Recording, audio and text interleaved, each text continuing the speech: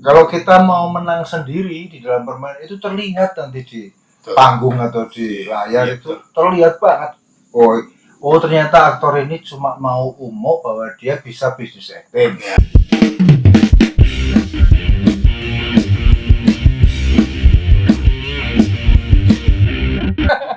Kalau Mas Bani ini mungkin agak spesifik karena sekarang mungkin Mas Bani lebih sering di film akhirnya gitu. Spesifik ya Mas. Yang dulu pernah dipelajari ketika di teater akhirnya juga akan aplikatif di film gitu atau berbeda sebenarnya. Dengan tadi deh kalau melihat dari konteks panggung akhirnya jadi kamera yang lebih detail dan sebagainya gitu. Kesadaran terhadap media Mas. Teater sama film itu beda. Jadi acting ini serupa tapi tak sama lah. Tapi maksudnya media film itu kan potongan-potongan gambar ya. Ada close up, medium close up, ada apa namanya wide shot dan sebagainya gitu. Nah ini kalau teater juga berlangsung pada saat itu, nggak bisa digantikan. Pada saat itu, begitu kamu salah, nggak bisa nebus pada saat itu, ya harus lewat gitu. Tapi film, media film kan lain. Makanya sekarang teman-teman muda ini pengambilannya begitu cepat karena mereka menguasai teknik dan tahu ceritanya, sehingga master itu kadang-kadang pemain lupa gitu, apa master gitu. Karena dia di kepalanya sudah ada editing. Sudah ada editing. Nah itu menguntungkan di dalam proses bermain juga gitu. Cuman kalau ngomong soal ekspresi ya beda lagi gitu. Saya selalu punya euforia jika bermain teater gitu. Tapi beda lah ruangnya antara film dengan teater itu. Misalnya ini lebih spesifik lagi nih Mas. Ngomongin kan banyak sekarang juga yang berangkatnya itu dari langsung ke film. Anak-anak muda yang sekarang atau bintang-bintang filmnya sekarang gitu Mas. Tanpa mengalami proses pelatihan teater, berlatih secara teater gitu Mas. Itu apakah ada perbedaannya?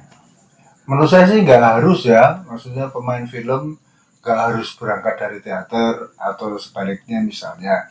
Bahwa orang pengen tahu sebagai satu metodologi itu nggak apa-apa gitu.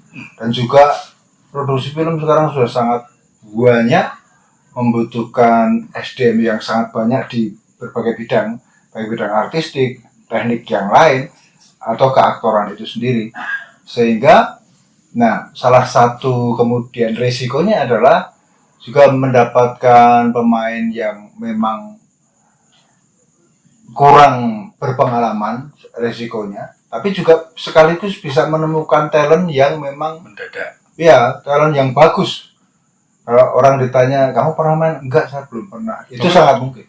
Tapi kok bagus udah gitu misalnya. Iya. Bisa sih. Tadi takdir berarti nih, given dari pokoknya untuk melakukan itu. Pas mungkin castingnya pas.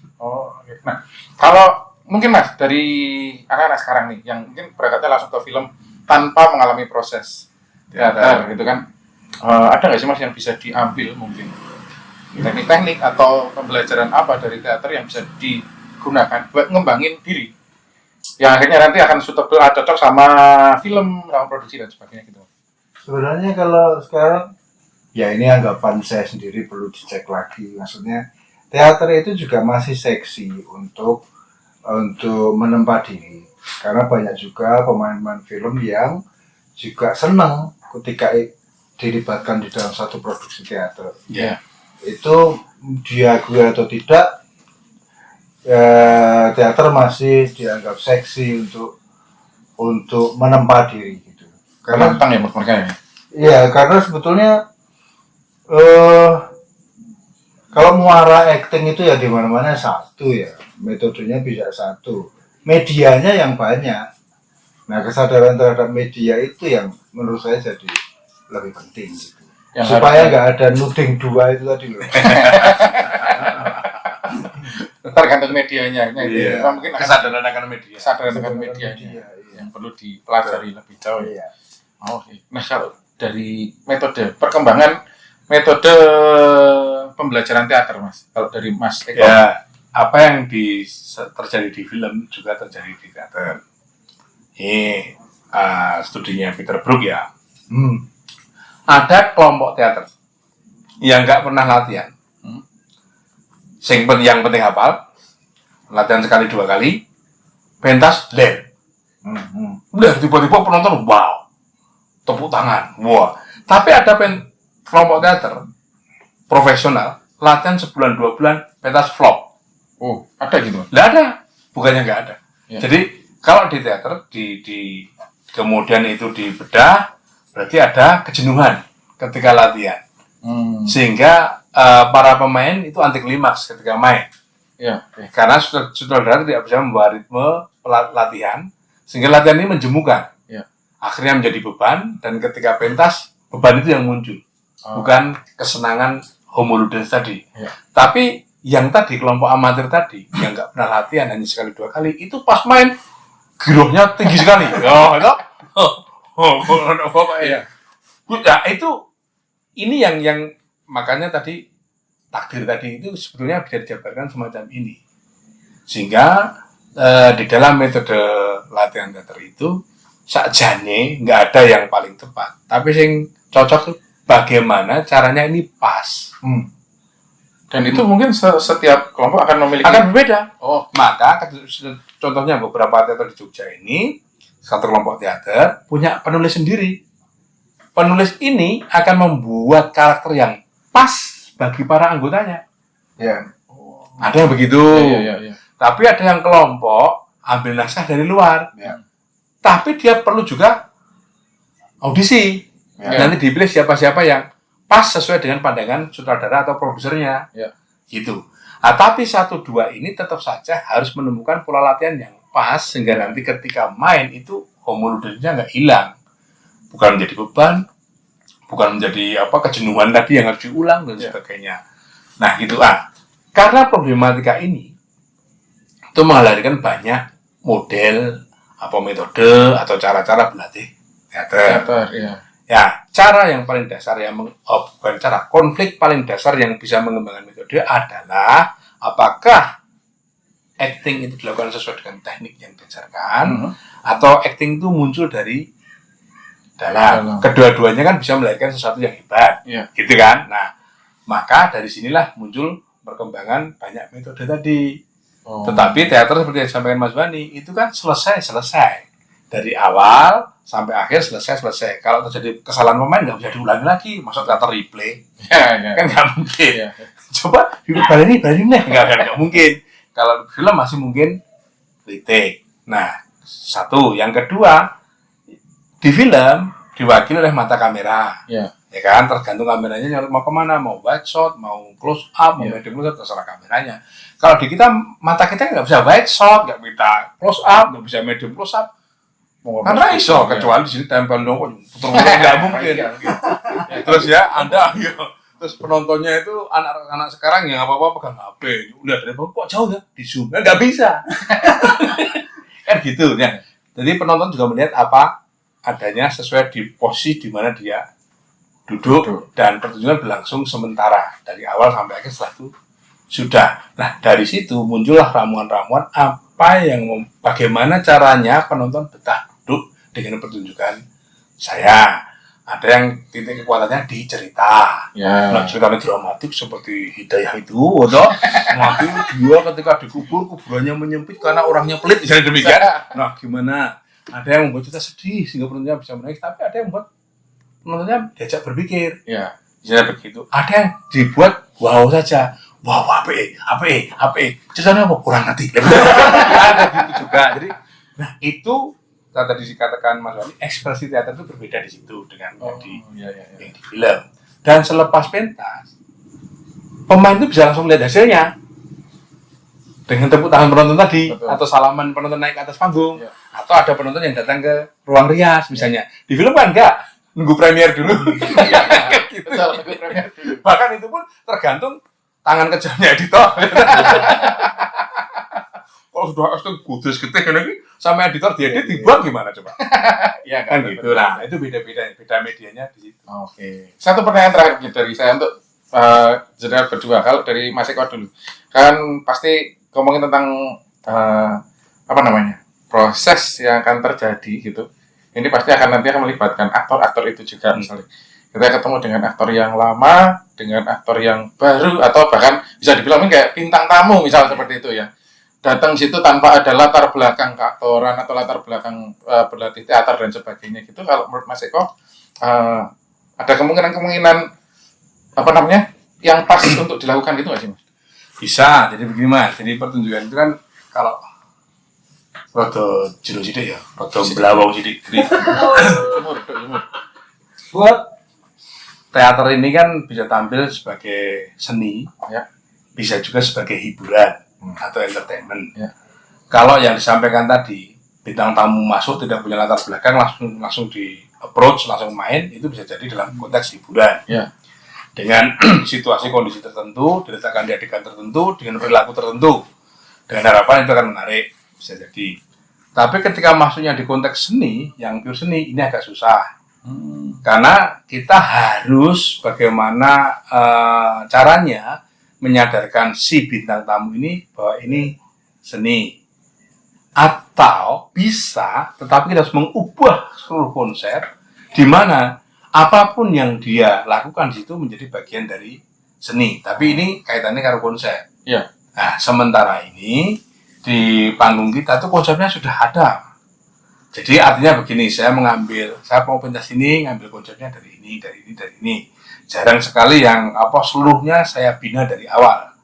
Ada sih, tapi jarang, tidak banyak yang berani bertaruh seperti itu. Tapi apakah mungkin? Mungkin, karena ada pertunjukan yang melibatkan penonton saat itu juga ada. Dan itu masuk dalam konteks seni juga ada, tapi sesuai dengan konsepnya. Yang dia bawa, yang dia tawarkan, yang dia sebarkan di buklet itu. Nah, itu persoalannya. Ya. Di kita kadang-kadang karena kita ini seringkali terlena oleh seni dan budaya, kadang-kadang kita tidak bisa memisahkan ini seni apa ini budaya. Yang tontonan tadi atau yang tontonannya ada konsep. Betul. Nah, seni budaya itu kan seni yang berbasis budaya. Ya. Ya, yang siapapun main rapopo, kuwi budayane dhewe.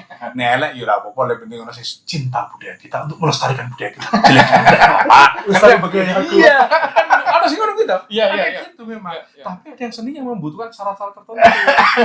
Oke. Iya toh? Iya. Nah, ini yang perlu kita sadari bersama bahwa ini ada seni yang bagian dari budaya, tapi ada yang seni murni yang memang dia harus berkembang sendiri sesuai dengan konsepnya, talenta kreatifnya, dan sebagainya dengan aturan-aturan tertentu yang mungkin belum ada atau belum ada aturan yang lain yang mengatur. Ya. Gitu artinya itu menjadi seni baru. Ya. Tapi di kita ini kan berjalan bareng lah.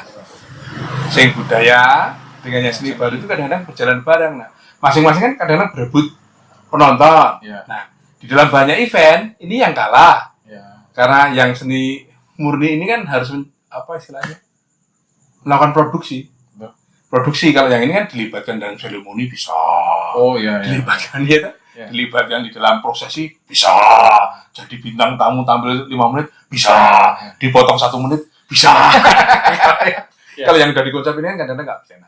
Nah, gitu-gitu. Jadi tergantung dia orang baru ini, bintang tamu ini diletakkan dalam porsi yang seperti apa. Di seni murni pun bisa, selama pas dengan konsepnya. Di entertainmentmu juga bisa, selama dia disesuaikan dengan situasi, kondisi, adegannya dan diatur dan sebagainya. Oke. Nah ini mungkin menarik ya, karena ini mungkin yang nonton berita teater nggak cuma teman-teman yang sudah lama berkecimpung di teater, tapi mungkin juga teman-teman baru atau juga bahkan mungkin yang tidak sama sekali bersentuhan dengan teater. Ini malah ada cerita. Harapannya nih ada cerita dari Mas Wani nih untuk hal yang seperti tadi aku tanyakan ke Mas Eko tentang misalnya berhubungan tentang pertemuan dua generasi atau yang satu udah lama berada di teater ya, atau di film bahkan ketemu dengan yang baru atau mungkin ketika dulu Mas Wani pertama kali masuk di film sebagai istilahnya pendatang, ketika bertemu dengan yang lain pasti ada ceritanya nih. Kalau Mas Wani dulu gimana Mas? Ya, kalau ketemu dengan orang lain saya selalu berhati-hati. Berhati-hatinya sing gimana? Yang lebih saya jaga itu baik di dalam skill acting ataupun di dalam perilaku bersosialisasi itu memang saya harus berhati-hati karena baik anggapan baru atau lama itu sebenarnya sama saja. Nah, saya hanya berusaha menjaga perilaku agar bisa nyambung. Karena kalau kita melakukan komunikasi dengan baik, nanti acting itu bisa nyambung. Tapi kalau misalnya saya kemudian meng-underestimate seseorang, Ya. itu nanti terjadi korupsi di dalam acting. Atau Itu sudah jelas. atau sebaliknya, Mas Wani pada saat itu yang ter-underestimate Oke, itu pernah ya? ataupun tidak ter-underestimate, tapi saya misalnya mengalami keminderan gitu. Iya. Itu nanti akan berpengaruh pasti. pasti akan berpengaruh. Nah, di dalam perilaku itu saya mencoba selalu berhati-hati. Ada juga yang satu film yang mungkin Mas Gundi tahu, film apa gitu. Ada satu wawancara itu bertanya bahwa bagaimana Anda bermain dengan orang baru gitu. Saya agak lupa menjawabnya, tapi poinnya adalah saya letakkan pada porsi yang sama dan saya harus percaya pada dia. Ya.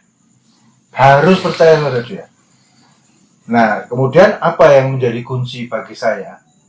Yang kunci menjalani itu adalah elek ya wis. Oh, oke. Ini kalau misalnya sudah percaya tapi di tengah jalan ternyata meledro, ternyata Saya juga loh, bukan hanya dia. Iya, betul. oh iya, Betul. Iya. Karena berpengaruh. Saya misalnya saya elek, ya wis. kelas. Oh iya, harus begitu. Kalau kita mau menang sendiri di dalam permainan itu terlihat nanti di panggung atau di layar itu terlihat banget. Oh ternyata aktor ini cuma mau bahwa dia bisa bisnis acting. Ya, Itu kelihatan.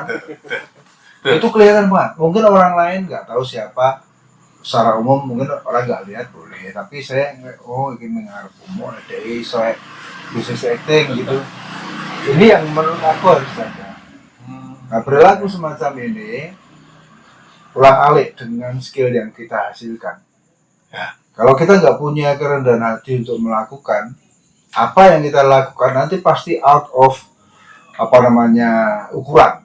Yeah. Ukuran ini mesti nek orang under ya over nanti gitu Mas. Oh, oke. Jadi beberapa poinnya di situ. Kalau jadi yang baru pun juga perlu seperti itu nih. Untuk hati-hati juga untuk ketemu dengan mungkin seniornya mungkin dan sebagainya gitu. Sebaiknya begitu ya, tapi kalau kan dulu sekali pernah ada cerita di panggung istilahnya pangan-panganan. Iya.